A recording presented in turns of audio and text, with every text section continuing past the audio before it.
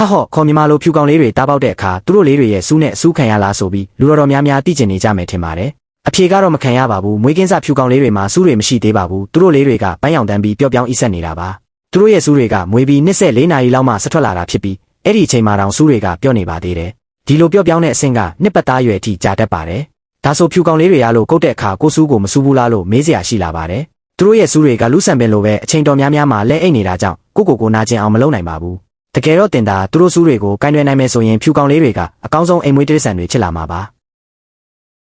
သူတို့ကပြုစုရလွယ်ကူပြီးဖော်ရရဲ့အပြင်အစားလဲအများကြီးမစားသလိုကုန်ကြစရိတ်လည်းတက်တာပါတယ်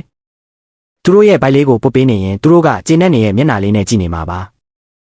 အာဖရိကန်ဖြူကောင်လေးတော်များများကလည်းတန်ရှင်းမှုရှိကြပါတယ်ဘိုက်လေးတွေကပျော့အိနေပြီးသူတို့ရဲ့ဖင်လေးတွေကပန်းရောင်မတ်မွန်သီးလေးတွေနဲ့တူပါတယ်